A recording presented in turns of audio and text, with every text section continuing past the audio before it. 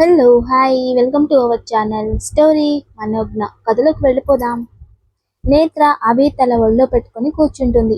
స్వామీజీ మంత్రాలు చదవడం మొదలు పెడతారు. చాలాసేపు మంత్రాలు చదివిన తర్వాత మెల్లగా అభి పాదాలలో కదలిక వస్తుంది. మెల్లగా కదలికలు పైకి వచ్చి అభి మొత్తానికి పైకి లేస్తాడు. నేత్ర డబ్బును పడిపోతుంది. నేత్రని సరిచేసి పడుకోబెడతారు. అభి నేత్ర దగ్గరికి వెళ్ళి నేత్ర లే అని లేపుతూ ఉంటాడు. ఎంత లేపినా నేత్ర లేవదు. హనీ, నేత్రకి ఏమైంది, ఎందుకు లేవట్లేదు అని అడుగుతాడు. మను జరిగిందంతా అభికి చెప్తుంది. అభి చాలా బాధపడతాడు. ఇప్పటికిప్పుడు నేత్రకి వచ్చిన ఇబ్బంది ఏమీ లేదు, మీరు ఆయుధ పూజకు సిద్ధం కావండి అంటారు ఆచార్య గారు. అభి మను ఇద్దరు పూజకి సిద్ధం అవుతారు. అభి వాళ్ళు పూజకు వెళ్లే సమయానికి నీలాంబరి తీవ్రమైన కోపంతో ఉంటుంది. తాను అనుకున్నట్టు ఏదీ జరగల. మంత్రబంధం నుండి శంకర్ తప్పించుకున్నాడు. అనుకోనివి జరుగుతున్నాయి. ఇంకొకసారే నాకు గుళ్ళోకి వెళ్ళగలిగే అవకాశం. ఇప్పుడు వెళ్ళి పూజ చెడగొట్టాలా లేక ఇంకెప్పుడైనా ఉపయోగించుకోవాలా అర్థం కాక నీలాంబరి సతమతమైపోతూ ఉంటుంది.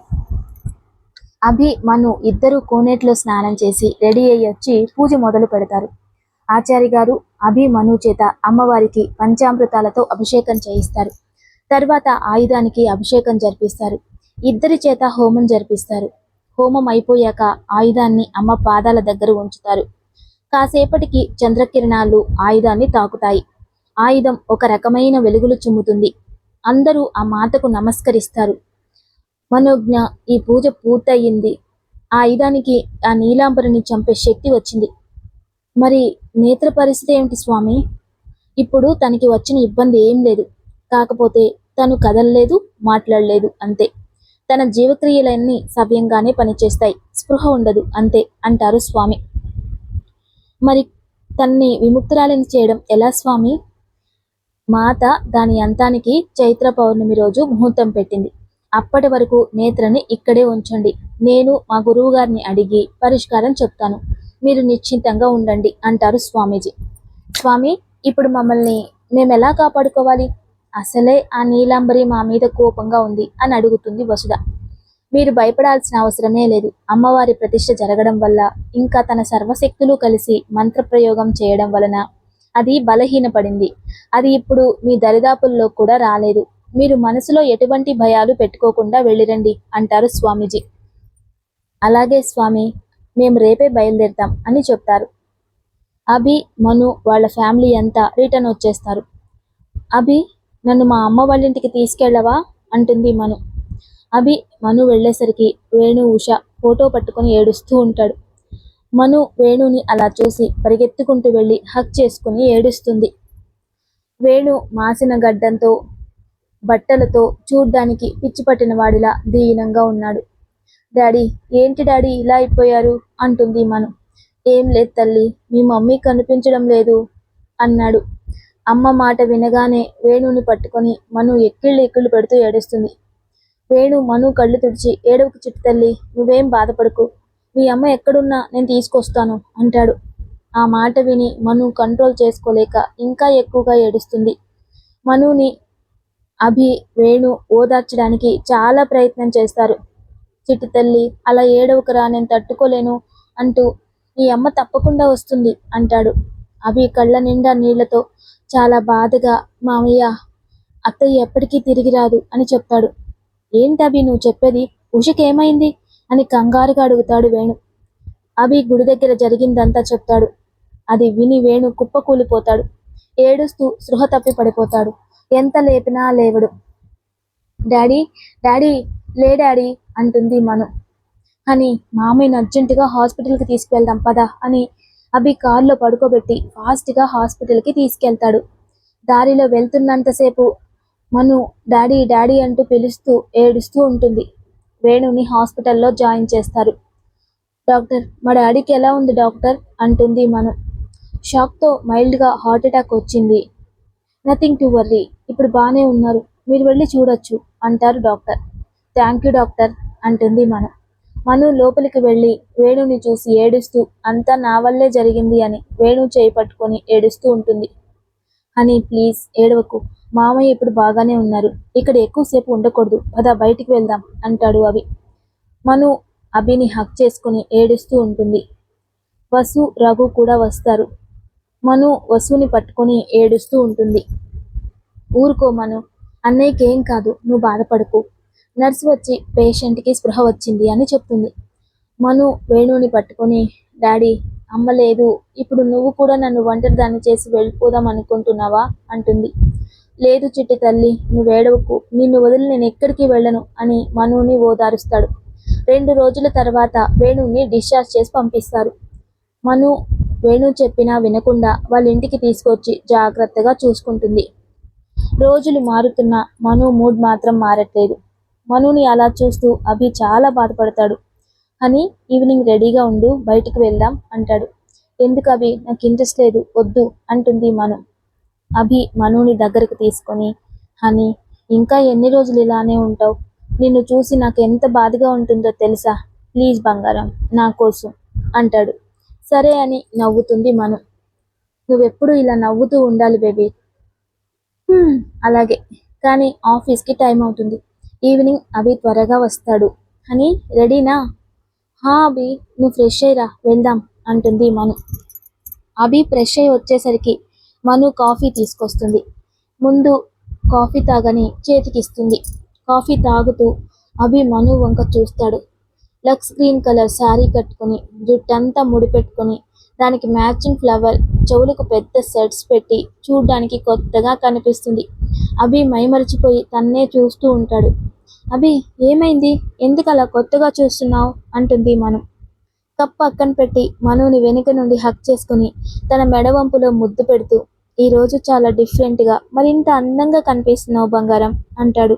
అవునా, నీకు ఈ స్టైల్ నచ్చిందా? నీకోసమే ఇలా రెడీ అయ్యాను, నీకు నచ్చుతుందో లేదో అనుకున్నా అంటుంది మను.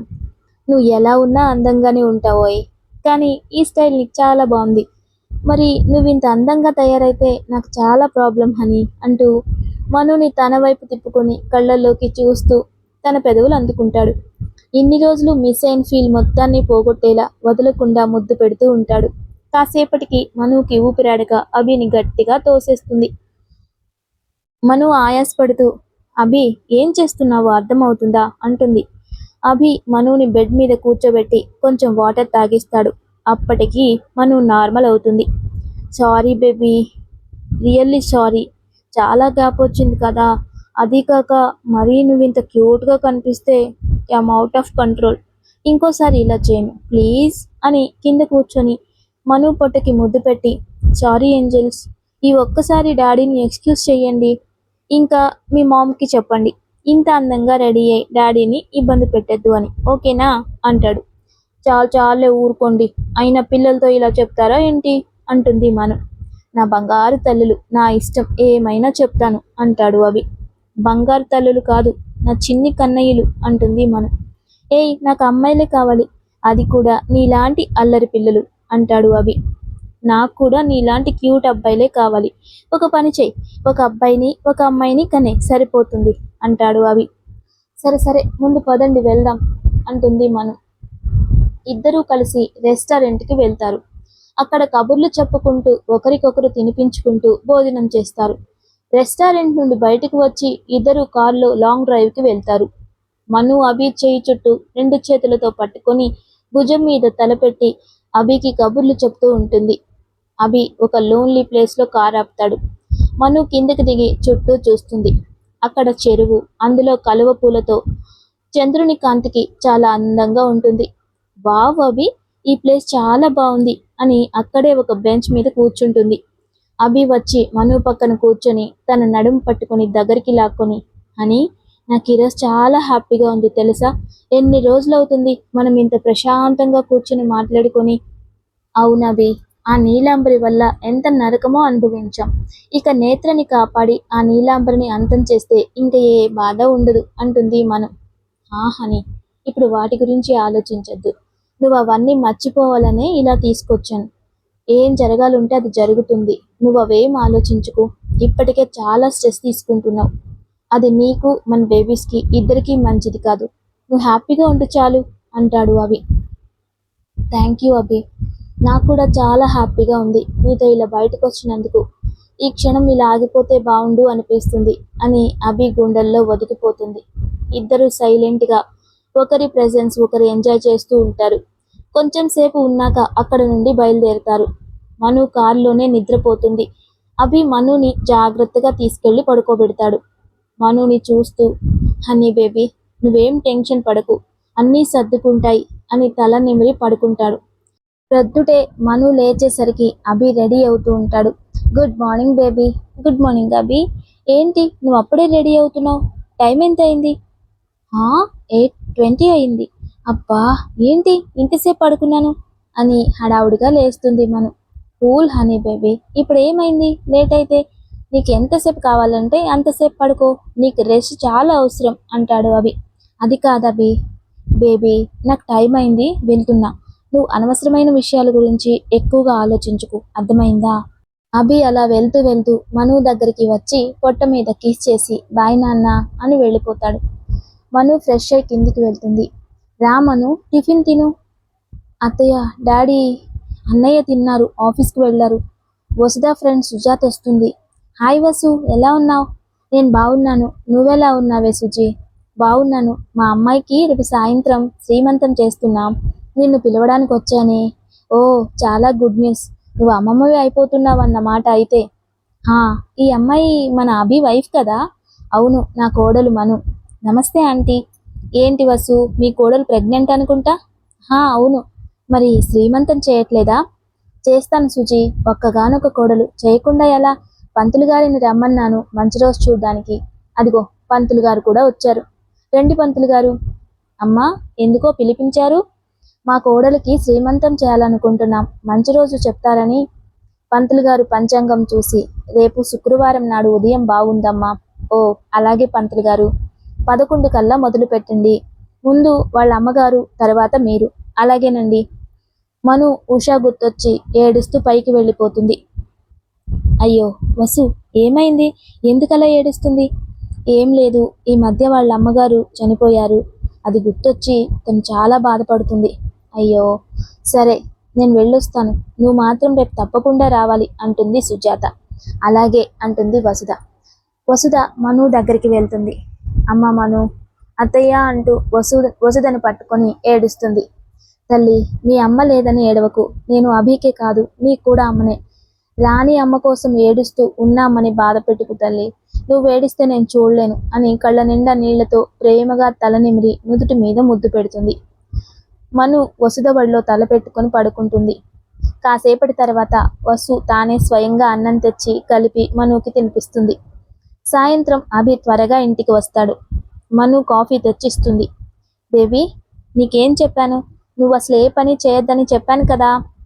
అభి, కాఫీ కలిపిందే, జస్ట్ నీకు తెచ్చిచ్చా అంతే, ఏదైనా సరే. అభి, మామ్, మనుకి రేపు శుక్రవారం శ్రీమంతం చేయాలనుకుంటున్నాం. Wow, that's good idea. నువ్వు మీ డాడీ పనులుంటే ఆ రోజు మానుకోండి. అలాగే మామ్. ఇంకా దానికి కావాల్సిన ఏర్పాట్లన్నీ దగ్గరుండి చూసుకో, చాలా గ్రాండ్గా జరగాలి. అభి ఈవెంట్ మేనేజర్కి కాల్ చేసి అన్నీ అరేంజ్ చేస్తాడు. శ్రీమంతం ఏర్పాట్లలో అందరూ బిజీగా ఉంటారు. అభి, టైం అవుతుంది, మను రెడీ అయిందో లేదో చూడు. మను పచ్చి పసుపు కొమ్ము రంగుకి marine border sari with heavy work blouse కట్టుకొని, పెద్ద బుట్టలు పెట్టుకొని, జుట్టు మొత్తం ముడిలా టై చేసి, ఫ్లవర్స్ పెట్టుకొని, మెడలో పెద్ద యాంటింగ్ మ్యాంగో నెక్లెస్ పెట్టుకొని ఉంటుంది. అభి మనుని అలా చూసి చూపు తిప్పుకోలేకపోతున్నాడు. చూసిన దగ్గర నుండి రెప్ప వేయడం కూడా మర్చిపోయాడు. మను అభి దగ్గరికి వచ్చి కదుపుతుంది. ఏంటి అలా చూస్తున్నారు? అప్పుడు తేరుకొని, నా పెళ్ళాం నా ఇష్టం, చూసుకుంటా, నీకేం నష్టం అంటాడు. అబ్బో, మాటలు బాగానే నేర్చారు. ఏదో తమరి దయ. ఇంతకీ నేను ఎలా ఉన్నాను? వావ్ బేబీ, అప్పటికంటే ఇప్పుడు కొంచెం బబ్లీగా ఉన్నావు. ఏంటే ఇంత ముద్దుగా ఉన్నావు అని గట్టిగా హక్ చేసుకుంటాడు. అంటే నేను లావయ్యానా అంటుంది. నేను అలా అన్నానా అంటాడు. టైం అవుతుంది, వెళ్దామా? సరే సరే. లేదు హనీ, నాకు ఇప్పుడు వెళ్ళాలని లేదు అంటూ కళ్ళల్లోకి చూస్తాడు అభి. ఆ చూపుకు అర్థం తెలిసిన మను చిన్నగా అభిని నెట్టి కింద అందరూ ఎదురు చూస్తున్నారు. ఇప్పుడు మీ వేషాలేం కుదరు, పదండి పదండి అంటుంది. రాక్షసి, అందంగా రెడీ అయ్యి టెంప్ట్ చేసేది మీరే, అందరి పేరు చెప్పి దూరం పెట్టేది కూడా మీరే. ఏదైనా ఫంక్షన్ ఉంటే చాలు పెయింటింగ్ లేసిన కొత్త బిల్డింగ్లా తడతడలాడిపోతారు. ఎప్పుడైనా ఇంత గ్లామరస్గా మా కోసం రెడీ అయ్యారే రాక్షసి. అభి, నువ్వేనా ఇలా మాట్లాడుతుంది? చూడ్డానికి క్లాస్ కానీ ఒరిజినల్ పక్క మాస్ అని కాలర్ ఎగరేస్తాడు. అభి యాక్షన్కి మనుకి బాగా నవ్వొచ్చి నవ్వుతుంది. మను వంక చూస్తూ, నువ్వు నవ్వుతుంటే నక్షత్రాలు రాలుతున్నట్టున్నాయి బంగారం అంటాడు. అదేంటి ముత్యాలు అంటారు కదా అంటుంది మను. మనుని దగ్గరికి తీసుకొని, అందరికంటే నేను డిఫరెంట్ కదా, అందుకే నక్షత్రాలు అన్నాను. చాలు చాలులే, ఫంక్షన్ అయిపోయాక మీ సంగతి చూస్తాను, ముందు పదండి అంటుంది మను. అభి మను చేయి పట్టుకొని మెట్ల మీద నుండి కిందికి దిగొస్తుంటే జంటను చూడడానికి 2 కళ్ళు సరిపోవట్లేదు. అభి మనుని తీసుకొచ్చి చైర్లో కూర్చోబెడతాడు. అభి, ముందు నువ్వు. సరే అమ్మా. బొట్టు పెడుతూ మను కళ్ళల్లోకి చూస్తాడు. తన కళ్ళల్లో చాలా ప్రేమ, సంతోషం కనిపిస్తాయి. అభి నవ్వుకుంటూ గంధం రాసి పన్నీరు చల్లుతాడు. అభి కావాలని మెడ మీద ఆగి ఆగి చల్లుతాడు. అవి మనుకి ఒక రకమైన చక్కిలి గింతలు పెట్టినట్టుంటుంది. అభి ఇంక గాజులు వేసి మను చేతులు తీసుకొని ముద్దు పెట్టుకుంటాడు. అందరి ముందు అలా చేసేసరికి మను సిగ్గుపడుతూ తలదించుకుంటుంది. అందరూ అభి మనుని చూసి నవ్వుకుంటారు. అక్షింతలు వేసి అభి మను పక్కన నిలబడతాడు. అన్నయ్య, మీరు వెళ్ళండి. నేనా? రాడాడి. వేణు కూడా వెళ్ళి మనుని ఆశీర్వదించి వస్తాడు. వసుధ, ముత్తైదువులు మిగతా కార్యక్రమం పూర్తి చేస్తారు. శ్రీమంతం వేడుక ఘనంగా జరుగుతుంది. అంతా వెళ్ళిపోయాక వసుధ అభికి మనుకి కలిపి దిష్టి తీస్తుంది. ఏంటమ్మా ఇది? ఊరుకోరా, ఇద్దరి జంట బాగుందని, ఇద్దరు ఎంత అందంగా ఉన్నారని వచ్చిన వాళ్ళంతా అనడమే. ఎంత దిష్టి తగిలిందో ఏమిటో, అందుకే తీస్తున్నా అంటుంది వసుధ. సరే, నీ ఇష్టం అంటాడు అభి. మను, ఇంక వెళ్ళి నువ్వు రెస్ట్ తీసుకో. అభి మను రూమ్లోకి వెళ్తారు. అభికి ఆఫీస్ నుండి అర్జెంట్ కాల్ రావడంతో ఆఫీస్కి వెళ్ళిపోతాడు. అభి ఆఫీస్ నుండి వచ్చి ఫ్రెష్ అయ్యి వస్తాడు. అభి, నువ్వు కిందికి వెళ్ళి భోజనం చేసిరా. ఓకే, మరి నువ్వు తిన్నావా? ఎప్పుడో తినేసా. గుడ్ అని కిందికి వెళ్ళి తినేసి వస్తాడు. అభి రూమ్లోకి వచ్చి మనుని చూసి స్టన్ అయిపోతాడు. మను బ్లాక్ అండ్ గోల్డ్ కలర్ కాంబినేషన్లో పార్టీ వేర్ శారీ కట్టుకొని చాలా బాగా రెడీ అవుతుంది. బేబీ, ఏంటే ఇలా తయారయ్యావు? నా మీద కొంచెమైనా జాలి లేదా ఏంటే రాక్షసి?